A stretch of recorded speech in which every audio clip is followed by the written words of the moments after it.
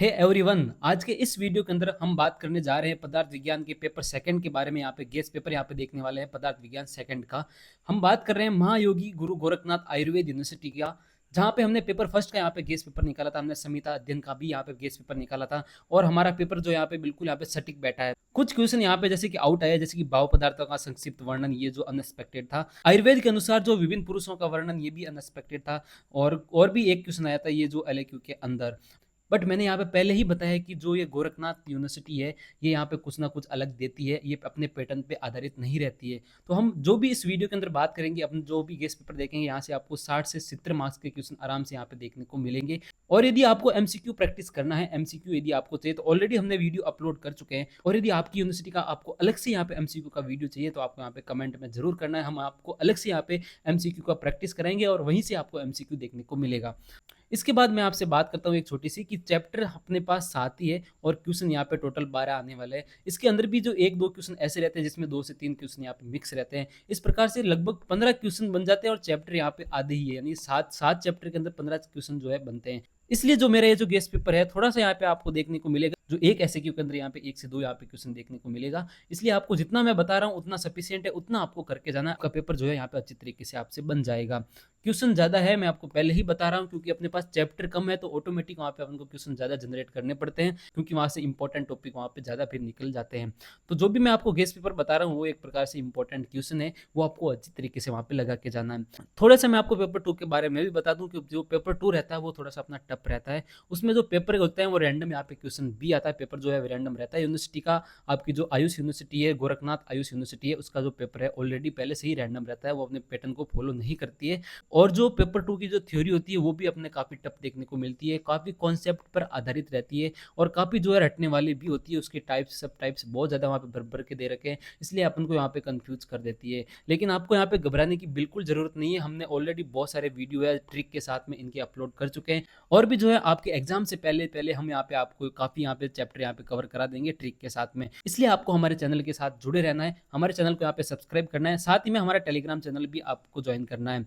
यदि किसी के मार्क्स कम आ रहे हैं, तो यहाँ पे हमारा गेस्ट पेपर आपको टर्बो मोड पे लेकर आएगा। आपके यहाँ पे अच्छे यहाँ पे मार्क्स देखने को मिलेगा। आपको यहाँ पे पैनिक बिल्कुल नहीं होना। हमारा गेस्ट पेपर करो, अच्छे से करो, आपको यहाँ पे बहुत अच्छा यहाँ पे कॉन्फिडेंस देखने को मिलेगा। हमारे जो भी एसएक्यू है वो यहाँ पे एलएक्यू के अंदर आ सकते हैं, और जो एलएक्यू है वो अपने एसएक्यू के अंदर देखने को मिल सकते हैं। ये मैं आपको पहले ही क्लियर कर दूं।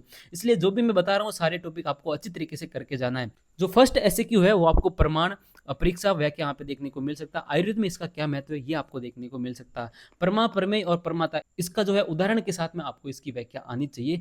दर्शनों द्वारा प्रमाणों की संख्या यहाँ पे किस तरह से निर्धारित है, ये भी आपको हल्का सा एक बार देखना है। उसके बाद अपना दूसरा जो एसक्यू है, वो अपना आप के लक्षण यहाँ पे आपको आना चाहिए। आप्तोपदेश के लक्षण आपको आना चाहिए। आयुर्वेद में इसकी क्या उपयोगिता है, स्वास्थ्य के क्षेत्र में इसका क्या इंपॉर्टेंस देखने को मिलता है, ये भी आपको आना चाहिए। दूसरा जो है अपना शब्द प्रकार और शब्दवर्ती आप अच्छे से कर लो। वाक्यार्थ ज्ञान हेतु क्या होता है, ये भी आपको अच्छे तरीके से पढ़ना है। सारे पॉइंट अच्छे से कवर करो, दूसरा एसक्यू यहाँ से अपना आराम से निकल जाएगा। उसके बाद जो तीसरा एसक्यू है, वो अपना प्रत्यक्ष के टाइप्स आपको अच्छी तरीके से, जो भी टेबल दे रखी है वो अच्छी तरीके से याद करनी है। प्रत्यक्ष के टाइप याद करो। इंद्रिय लक्षण क्या होते हैं, इंद्रिय पंचक क्या होते हैं, और इंद्रिय प्राप्य कारित्व यहाँ पे क्या होता है, ये आपको अच्छी तरीके से देखना है। 3 टॉपिक मैं आपको इंद्रिय से बता रहा हूँ, इंद्रिय लक्षण, इंद्रिय पंचक, इंद्रिय प्राप्त कारित्व साथ में ही दे रखा है, आपको अच्छी तरीके से तैयार करना है। इंद्रिय सन्निकर्ष जो है यहाँ पे बहुत इंपॉर्टेंट टॉपिक है। यहाँ से एमसीक्यू, यहाँ से एसएक्यू, यहाँ से एलएक्यू, तीनों यहाँ पे देखने को मिल सकता है। त्रयोदश करण क्या होते हैं, ये भी आपको अच्छी तरीके से तैयार करना है। त्रयोदश करण ऑलरेडी एमयूएचएस के अंदर इस बार पूछ चुका है, तो हो सकता है कि आपकी यूनिवर्सिटी के अंदर ये आ जाए, इसलिए इसको भी आपको तैयार करके जाना है। उसके बाद जो चौथा एसएक्यू है, वो अपना अनुमान के भेद यहाँ पे रहेंगे। अनुमान के भेद किस तरह से देखने को मिलते हैं, आपको इसको अच्छे से करना है। चरक के अनुसार है, आपको अनुमान के भेद करने हैं, और भी जो जिसके अनुसार दे रखे हैं, जिसके अनुसार आपकी बुक के अंदर है, उसको अच्छी तरीके से वहां पे करके जाओ। पंचव्य वाक्य क्या होता है, ये आपको एक बार यहाँ पे पढ़ना है। हेतु के लक्षण, उसके टाइप्स क्या क्या होते हैं, सद हेतु क्या होता है और असद हेतु यहाँ पे क्या होता है, ये आपको एक बार देखना है। इसके बाद अपना पांचवा जो एसक्यू है, वो युक्ति के लक्षण वहां पे देखने को मिलेगा। युक्ति का लक्षण क्या है, उदाहरण सहित आयुर्वेद में इसका उपयोग क्या देखने को मिलता है। व्याप्ति क्या होता है, हल्का सा आपको इसके बारे में पढ़ना है। 1 पेज का कंटेंट इसका याद कर लो और 1 पेज का कंटेंट आपको युक्ति का तैयार करना है।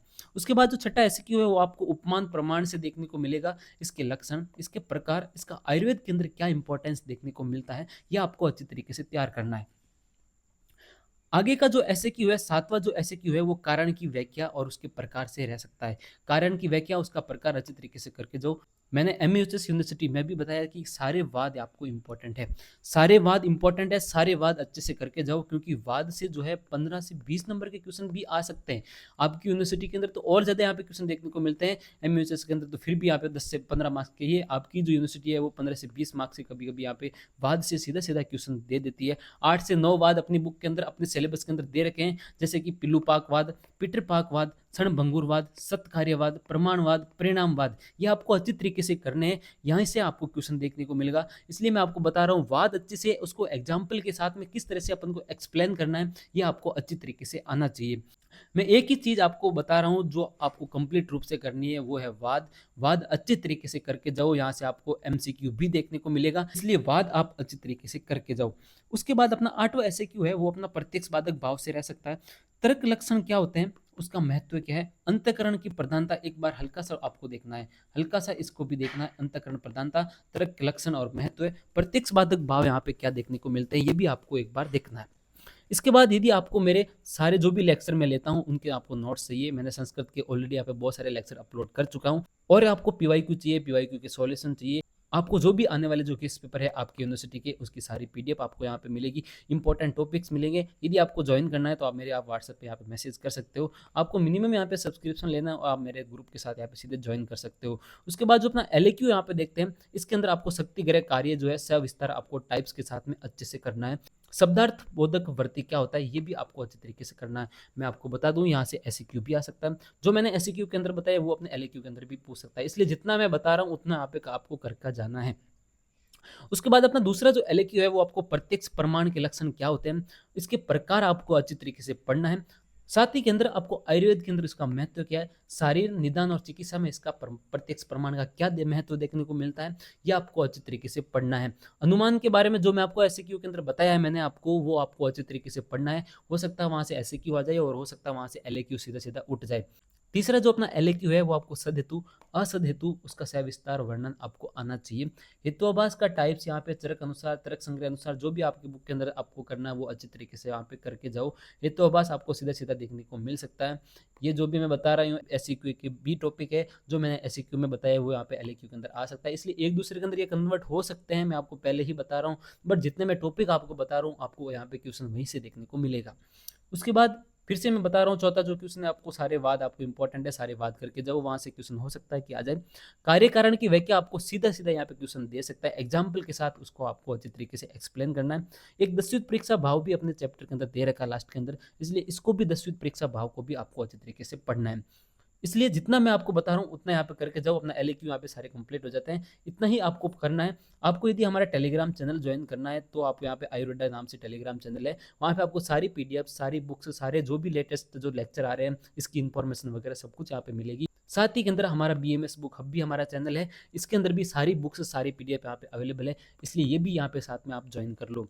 तो जितना मैं गेस्ट पेपर के अंदर बता रहा हूँ, जो मैंने इंपॉर्टेंट क्वेश्चन बताए हैं, वो आप अच्छी तरीके से करके जाओ, आपको 60 से 70 मार्क्स के क्वेश्चन सीधे सीधे यहीं से देखने को मिलेगा। और यदि आपको आपकी यूनिवर्सिटी के लेवल का एमसीक्यू की यहाँ पे प्रैक्टिस करनी है, तो आपको चैनल को सब्सक्राइब करके आपको इस वीडियो पे यहाँ पे कमेंट करना है कि हमको एमसीक्यू यहाँ पे चाहिए।